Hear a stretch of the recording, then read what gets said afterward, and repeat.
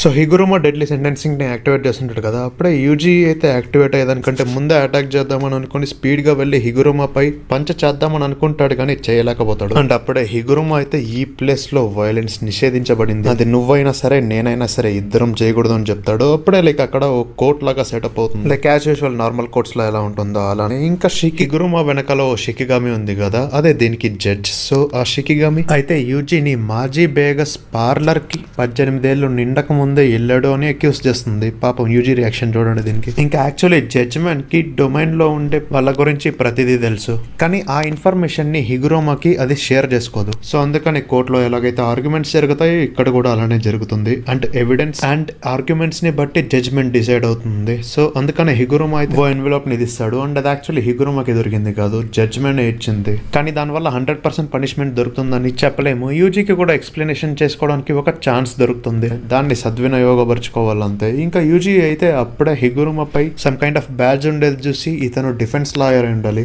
కానీ ఇక్కడ చూస్తేనేమో ప్రాసిక్యూటర్ లాగా బిహేవ్ చేస్తున్నాడు. సో ఇంకా అప్పుడే యూజీకి టెంగన్ చెప్పిండే విషయం గుర్తొస్తుంది. ఇంతకు ముందు ఉండే సార్సరర్స్ కి గ్యారంటీ హిట్ ఎఫెక్ట్ అనేది ఉండేది కాదు, కానీ రాను రాను అది ఇంప్రూవ్ అవుతుంది. అదే కాకుండా పాతకాలంలో ఏంటంటే డొమైన్ ఎందుకు ఓపెన్ చేసే వాళ్ళంటే పారిపోకూడదని. సో ఇంకా రాను రాను ఆ గ్యారంటీ హిట్ ఎఫెక్ట్ అయితే పెరుగుతూ వస్తుంది. లైక్ గ్యారంటీ హిట్ ఎఫెక్ట్ కి ఎగ్జాంపుల్ చెప్పాలంటే ఇంతకు ముందు టార్గెట్స్ ని యారోస్ తో షూట్ చేస్తుండే వాళ్ళు అనుకుంటే ఇప్పుడు గన్స్ తో షూట్ చేస్తున్నారు అనుకోండి, ఆర్ ఈవెన్ బాంబ్స్ అయితే ఇంకా రేంజ్ పెరుగుతుంది కదా. సో ఆల్మోస్ట్ అలా ఇందాక చెప్పిండే ఆ గ్యారంటీ కిల్ ఎఫెక్ట్ కూడా. కానీ ఇక్కడ ఏంటంటే యూజీ సేఫ్ గానే ఉండొచ్చు, ఎందుకంటే ఈ డొమైన్ కోసం అని కొన్ని రూల్స్ ఆర్ దాన్ని ఏమంటారు బైండింగ్ వావ్ అనేది ఒకటి ఉంటుంది కదా. సో అందువల్ల హిగురుమా అయితే మొత్తం అన్ని రూల్స్ యూజీకి ఎక్స్ప్లెయిన్ చేయాలి. సో అందులో భాగంగానే యూజీకి ఎక్స్ప్లెయిన్ చేస్తుంటాడు. యూజీకి తన స్టేట్మెంట్ ని చెప్పేందుకు ఒక ఛాన్స్ దొరుకుతుంది, ఈవెన్ అఫ్ కోర్స్ హిగురుమాకి కూడా అంతే. అండ్ యూజీ చెప్పిన తర్వాత హిగురుమా అయితే ఎవిడెన్స్ ని చూపిస్తూ కౌంటర్ ఆర్గ్యుమెంట్ ని చేయొచ్చు. అండ్ దాని బేసిస్ పైన జడ్జ్మెంట్ డిపెండ్ అయి ఉంటుంది. అండ్ ఇన్ కేస్ యూజీ గానీ గిల్టీ ప్రూవ్ అయితే ఏం జరుగుతుంది అనేది హిగురుమా అంతలా ఎక్స్ప్లెయిన్ చేయడు. లైక్ ఐ మీన్ అదేం పెద్ద కంపల్సరీ కాదు, కానీ దానికి బదులుగా యూజీకి ఉండే 3 ఆప్షన్స్ గురించి చెప్తాడు.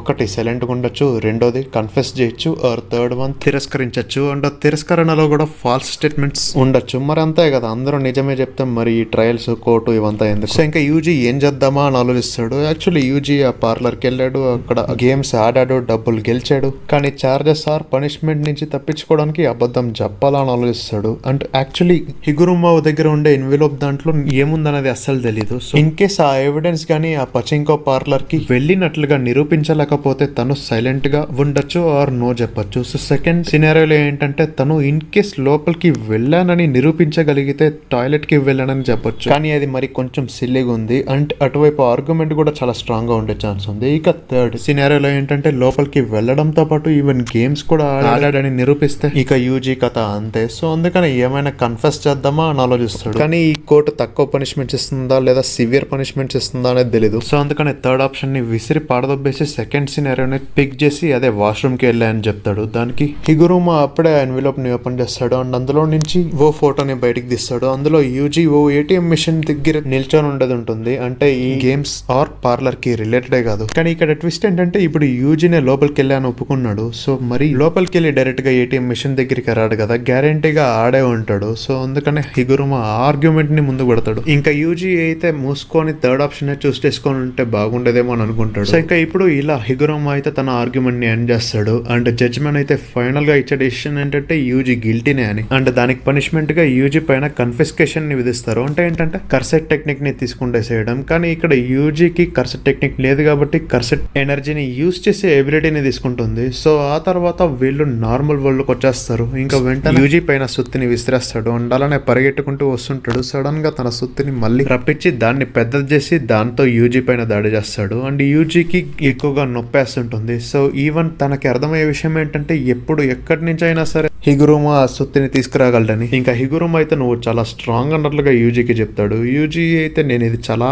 సార్లు వినేసాను, అండ్ నేనైతే యాక్చువల్లీ నా కర్సెట్ ఎనర్జీని కంట్రోల్ చేయలేకపోతున్నా అని చెప్తాడు. సో కట్ చేసి మళ్ళీ పాస్ట్ కి వెళ్తే హిగురుమా ఏజ్ వచ్చేసి 36. సో తను చాలా కష్టపడ్డాడు. ఈవెన్ అదే టైంలోనే తన అలా ఎగ్జామ్ ని కూడా క్లియర్ చేశాడు. ఎక్కడైతే తన బ్రెయిన్ ని బాగా వాడాలో అక్కడ సూపర్ గా వాడాడు. చుట్టుపక్కల ఉండే వాళ్ళందరూ తనను జీనియస్ లాగా చూస్తుంటారు. సో హిగురుమా ఒక మంచి లాయర్ అవ్వడంతో పాటు దానికి అన్నిటికి మించి తను ఒక ఎక్సలెంట్ సార్సరర్ కూడా. ఎందుకంటే పవర్ దొరకంగానే డొమైన్ ఎక్స్పెన్షన్ చేశాడు. ఆ తర్వాత తన ఎనర్జీ స్కిల్స్ మొత్తాన్ని వాడి వేరే బ్యారియర్ టెక్నిక్స్ ని కూడా నేర్చుకుంటేశాడు. అఫ్ కోర్స్ కర్సెడ్ ఎనర్జీని కూడా కంట్రోల్ చేస్తాడు అనుకోండి. సో ఇంకా పవర్ వచ్చింటే దాదాపు 12 రోజుల్లోనే తను గ్రేడ్ 1 సార్సరర్ అంతా పవర్ఫుల్ అయ్యాడు. ఎన్నో కర్సెడ్ స్పిరిట్స్ ని చంపాడు. ఈవెన్ దాదాపు 20 ప్లేయర్స్ ని కూడా చంపాడు. సో ఇంకా ఆ తర్వాత హిగురుమా యూజీతో ఫైట్ చేస్తాడు. అండ్ ఆ హ్యామర్ లాంటి దాన్ని యూజ్ చేస్తూ యూజీ పైన మల్టిపుల్ టైమ్స్ అటాక్ చేయడానికి చూస్తుంటాడు. అండ్ ఈ ఫైట్ మాత్రం సూపర్ ఉంటుంది చూడడానికి. సో ఇంకా హిగురుమా అయితే ఆ హ్యామర్ ని ఈవెన్ ఎక్స్టెండ్ చేయగలడు. సో అలా చేస్తూనే ఈవెన్ అటాక్ చేస్తుంటాడు. అండ్ యూజీ పై లైక్ మిసైల్స్ లాగా దాడి చేస్తుంటాడు.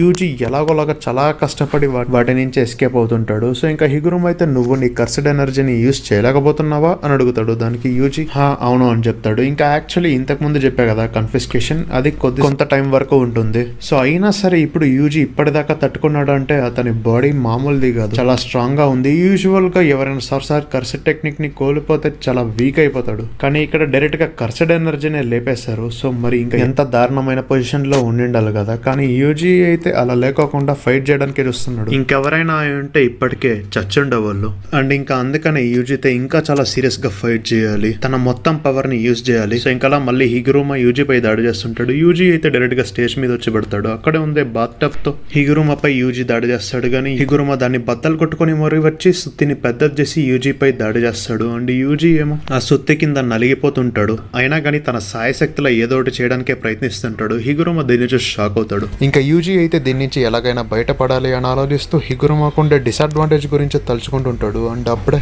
రీట్రయల్ గుర్తొస్తుంది. సో దాన్నే యూజ్ చేద్దాం అనుకుని ఇంకొకసారి రీట్రయల్ కావాలి అని చెప్పేసరికి మళ్ళీ కోర్ట్ సెటప్ వచ్చేస్తుంది. సో ఇన్ కేస్ ఎవరైనా గిల్టీ పర్సన్ కానీ తన గిల్ట్ ని అక్సెప్ట్ చేయకపోతే జడ్జ్మెంట్ 2 ఛాన్సెస్ ఇస్తాడు. 2 రీట్రయల్స్ ఉంటాయన్నమాట. సో అందుకని ఇప్పుడు జడ్జ్మెంట్ అయితే అయినా యూజీ ఇటడోరి నువ్వు షిబుయాలో చాలా మందిని చంపావని అక్యూజేషన్స్ ఉన్నాయి అని చెప్తాడు. దానికి యూజీ అయితే అవును నేనే చంపాను, దీంట్లో ఏ అబద్ధం లేదు అని చెప్తాడు. ఇంకా జడ్జ్మెంట్ అయితే కోపంగా నీకు డెత్ పెనల్టీని విధిస్తున్నా అని చెప్తుంది. సో కట్ చేసి పాస్ట్ కి వస్తే హిగురుమా అయితే యోషిజావా అనే అతనికి కొన్ని డాక్యుమెంట్స్ ఇచ్చింటాడు. అండ్ యోషిజావా అయితే నువ్వు ఇచ్చిండేవన్నీ బాగానే ఉన్నాయి, నువ్వు ఒక మంచి లాయర్ లా ఉండాలనుకుంటున్నావు, అందులో తప్పేమి లేదు, అయినా ఒక జడ్జ్ గా అయితే ఇంకా బాగుంటుందని నేను అనుకుంటున్నా అని చెప్తాడు. సో కట్ చేసి మళ్ళీ ప్రెసెంట్ కి వస్తే హిగురుమా చేతికి ఒక ఎగ్జిక్యూషనర్స్ వర్డ్ వస్తుంది. ఈ జుజుట్సు కైసెన్ వరల్డ్ లోనే ఇదే స్ట్రాంగెస్ట్ వెపన్ అన్నమాట. సో ఇది ఎవరినైనా చంపేస్తుంది, అది సుకునా అయినా సరే గోజో అయినా సరే. కానీ ప్రాబ్లం ఏంటంటే ఫిజికల్ గా కట్ చేయాలి. సో అదే కైండ్ ఆఫ్ లైక్ వీక్నెస్ అనుకోవచ్చు. సో ఇంకా హిగురుమా అయితే నేను ప్రతిరోజు ఈ క్రిమినల్స్ విక్టిమ్స్ వీళ్ళందరి వీక్నెస్ ని అర్థం చేసుకుని వాళ్ళకి సపోర్ట్ ఇద్దామని అనుకుని విసిగెత్తిపోయా.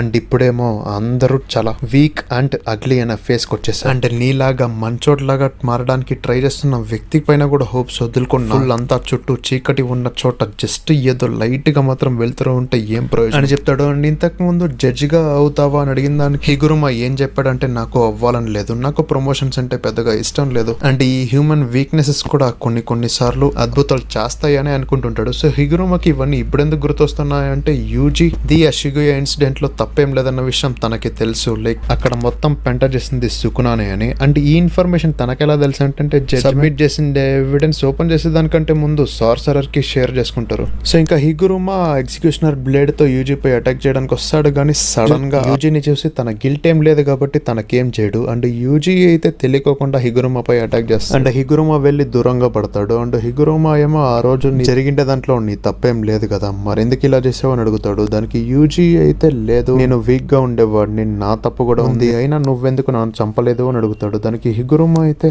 అదా నేను లాయర్ ఎందుకు అవ్వాలనుకున్నా అన్న విషయం గుర్తొచ్చింది, నీలాంటి మంచి వాళ్ళకి కూడా నా అవసరం ఉంటుందని తెలిసింది, అంటే నేను నీకు కావాల్సిన 100 పాయింట్స్ ని కూడా ఇస్తాలే అని చెప్తాడు. ఇక్కడ రివీల్ అయ్యే ఇంకో ఇన్ఫర్మేషన్ ఏంటంటే హిగురుమా లాస్ట్ ఎపిసోడ్ లో కొంతమంది లాయర్స్ అండ్ జడ్జెస్ ని చంపేశాడని. అండ్ ఆబ్వియస్లీ తను దానికి గిల్టీగానే ఫీల్ అవుతున్నాడు. సో ఇంకా ఆ తర్వాత ఇంకో కొత్త రూల్ ని యాడ్ చేస్తారు. అదేంటంటే ఒక్కరు ఇంకో ప్లేయర్ కి పాయింట్స్ ని ట్రాన్స్ఫర్ చేయొచ్చని. సో ఇక వెంటనే హిగురుమా అయితే యూజీకి ఒక పాయింట్ ని ట్రాన్స్ఫర్ చేస్తాడు. సో అంటే ఇప్పుడు నెక్స్ట్ 19 రోజుల దాకా వీళ్ళిద్దరు ఎటువంటి టెన్షన్ పడాల్సిన అవసరం లేదు. సో ఇంకా యూజీ అయితే హిగురుమాకి హెల్ప్ అడుగుతాడు. కానీ హిగురుమా అయితే ఇంకా జడ్జ్ అండ్ ఆ ప్రాసిక్యూటర్ ని చంపిండే రిగ్రెట్ లోనే ఉంటాడు. లైక్ వాళ్ళ నుంచి ఆ 2 పాయింట్స్ వచ్చాయి కదా, మొత్తం అయిపోయాక సరెండర్ అవుదాం అనే ఆలోచనలో కూడా ఉంటాడు. అండ్ ఇన్ కేస్ యూజీతో ఇంకాసేపు ఉంటే తన మీద తనకే అసహ్యం వేసే ఛాన్స్ ఇంకా ఎక్కువ ఉంది అని చెప్పి అక్కడి నుంచి వెళ్ళిపోతాడు. సో ఇక్కడితో ఈ ఎపిసోడ్ ఎండ్ అయిపోతుంది. మళ్ళీ వచ్చే వారం కలుద్దాం. అంతవరకు తెలుసు కదా, tata, bye, see ya, love you 5000 times.